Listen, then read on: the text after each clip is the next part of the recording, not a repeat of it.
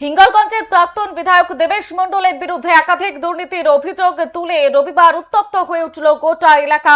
এদিন হিঙ্গলগঞ্জের গোবিন্দকাটি গ্রাম পঞ্চায়েতের শ্রীধরকাটি এলাকায় প্রাক্তন বিধায়কের বাড়ির সামনে বিক্ষোভ প্রদর্শন করেন বিজেপি কর্মী সমর্থকেরা। অবিলম্বে তাকে গ্রেফতারের দাবিতে সরব হয়েছেন বিক্ষোভকারীরা। এদিন সকালের দিকে বিজেপির স্থানীয় কর্মী সমর্থকেরা দেবেশ মণ্ডলের বাড়ির সামনে জড়ো হয়ে বিক্ষোভ শুরু করেন। বিক্ষোভকারীদের অভিযোগ, দীর্ঘদিনের রাজনৈতিক জীবনে প্রাক্তন বিধায়ক একাধিক দুর্নীতির সঙ্গে জড়িত রয়েছেন, আর এই ঘটনার তদন্তে দ্রুত ইডি এবং সিবিআই এর হস্তক্ষেপের দাবি করেছেন তারা। বিক্ষোভে অংশ নেওয়া বিজেপি কর্মীদের হুঙ্কার, অবিলম্বে দেবেশ মণ্ডলকে গ্রেফতার করতে হবে, অন্যথায় আগামী দিনে তারা আরো বৃহত্তর আন্দোলনের পথে হাঁটবেন বলে হুঁশিয়ারি দিয়েছেন। ঘটনার খবর পেয়ে দ্রুত ঘটনাস্থলে পৌঁছায় হিঙ্গলগঞ্জ এবং হেমনগর কোস্টাল থানার বিশাল পুলিশ বাহিনী। মোতায়েন করা হয় কেন্দ্রীয় বাহিনীও। পুলিশ এবং কেন্দ্রীয় বাহিনীর তৎপরতায় পরিস্থিতি আপাতত নিয়ন্ত্রণে রয়েছে বলেই জানা গিয়েছে। তবে এই যে গোটা ঘটনা, এই ঘটনাকে কেন্দ্র করে এলাকায় রাজনৈতিক উত্তাপ ছড়িয়েছে।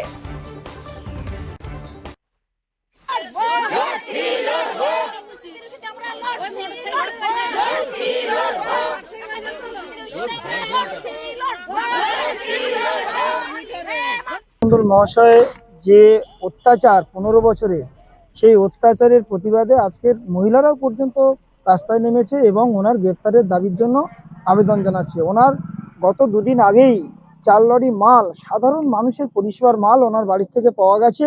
আরও কিছু কিছু মাল কিন্তু ওনার বাড়িতে আছে, সেগুলোকে উদ্ধার করার জন্য আমরা প্রশাসনকে আবেদন রাখছি।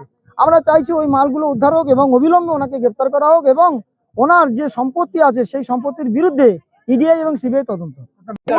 কি কারণে গাছ যারা ও মানে চাষবাস বন্ধ করেছে, ন্যায় ন্যায্য কাগজপত্রের জমি অন্যের রেকর্ড করে দিয়েছে, ওই দেবেশ মণ্ডল লোক লাগিয়ে করিয়ে দিয়েছে। আমরা চাচ্ছি যে আমরা বিচার চাই, দেবেশ মণ্ডলের গ্রেফতার চাই। আমরা চাচ্ছি যে বিচার চাই। কেন? একটাই কারণে যে ও অন্যের জমি বা আমার স্বামীর জমি ও রীতিমতন হাতে এই 15 বছর চাষবাস করতে দেয় না। এমনকি গাড়ি, মোবাইল, ভ্যান সব তুলে নিয়েছে, প্রশাসনেরও কাজ করতে দেয়নি। দিনের পর দিন কেস, নির্যাতন। ওই দেবেশ বাবুর লোক পাঠিয়ে মুজিবার, ভুট্টা এদের পাঠিয়ে দেয়, ও দিনের পর দিন হাতে নির্যাতন করেছে।